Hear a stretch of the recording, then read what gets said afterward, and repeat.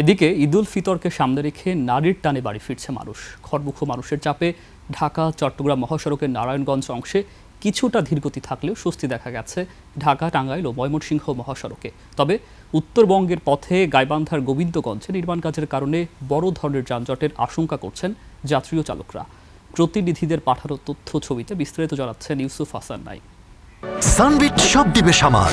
Sunbit magic press dishwashing এর মাথা ঘোরানো সলিউশন। ঈদের আনন্দ ভাগ করে নিতে রাজধানী ছাড়ছে মানুষ। ঢাকা চট্টগ্রাম মহাসড়কের নারায়ণগঞ্জ অংশে সকাল থেকেই ছিল যানবাহনের বাড়তি চাপ। তবে বড় কোনো যানজট না থাকলেও মৌচাক থেকে মদনপুর পর্যন্ত চট্টগ্রামমুখী লেনে ধীর গতিতে চলছে গাড়ি। ঘরমুখো মানুষের পাশাপাশি পণ্যবাহী ট্রাক বেশি হওয়ায় সব চলছে ধীর গতিতে। এদিকে ঢাকা টাঙ্গাইল যমুনা সেতু মহাসড়কেও বেড়েছে যানবাহনের চাপ। বিশেষ করে উত্তরবঙ্গগামী লেনে গাড়ির সারি দীর্ঘ হলেও গতি ছিল স্বাভাবিক। সকাল থেকেই এই মহাসড়কের ৬৫ কিলোমিটার এলাকায় মোতায়েন করা হয়েছে জেলা পুলিশের প্রায় ১,০০০ সদস্য সহ আইন শৃঙ্খলা রক্ষাকারী বাহিনীর বাড়তি ফোর্স। বগুড়া যাচ্ছি, গাড়ি পাচ্ছি না, ভাড়া অনেক বেশি।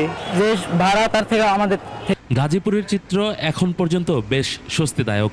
ঢাকা টাঙ্গাইল ও ঢাকা ময়মনসিংহ মহাসড়ক এখনো অনেকটা ফাঁকা। চন্দ্রা ও চান্দনা চৌরাস্তায় যানবাহনের কিছুটা জটলা থাকলেও ঘরমুখো মানুষ নির্বিঘ্নেই গন্তব্যে পৌঁছাতে পারছেন। তবে যাত্রীদের অভিযোগ, সুযোগ বুঝে বাসে অতিরিক্ত ভাড়া আদায় করা হচ্ছে। ফাঁকা আছে কিন্তু গাড়ি ভাড়াটা একটু বেশি। দুর্গাপুরের সিটের ভাড়াও 650-700 টাকা করে চাচ্ছে। মনে হচ্ছেন যে ভাড়া একটু বেশি যাচ্ছে। রাস্তাঘাট ফাঁকা আছে, আমরা ঈদ করতে বাড়ি যেতেছি।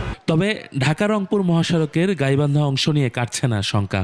গোবিন্দগঞ্জ পৌর শহরের ফ্লাইওভার ও সড়ক প্রশস্তকরণ কাজ করায় চরম ভোগান্তির আশঙ্কা করছে চালকরা। পান্তাপাড়া থেকে মহিলা কলেজ পর্যন্ত ৩ কিলোমিটার এলাকায় কাজ চলছে ধীর গতিতে, যেখানে কাজের অগ্রগতি হয়েছে মাত্র ৬০%। সড়কের ওপর বালুর স্তূপ জমিয়ে রাখায় শুরু হয়ে গেছে মূল পথ।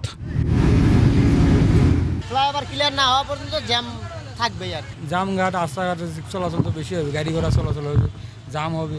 তবে ফ্লাইওভারটা হলে ভালো হলো, যেন গাড়ি চলাচল সহজভাবে করতে পারে, সাধারণ পাবলিক মানুষ যেন সহজভাবে চলাফেরা করতে পারে, এই প্রত্যাশা আমরা গোবিন্দগঞ্জবাসী থেকে। তবে সড়ক ও জনপথ বিভাগ এবং স্থানীয় প্রশাসন বলছে ঈদ যাত্রা নির্বিঘ্ন করতে সব ধরনের প্রস্তুতি রাখা হয়েছে। ইউসুফ হাসান নাইম, ২১ টেলিভিশন।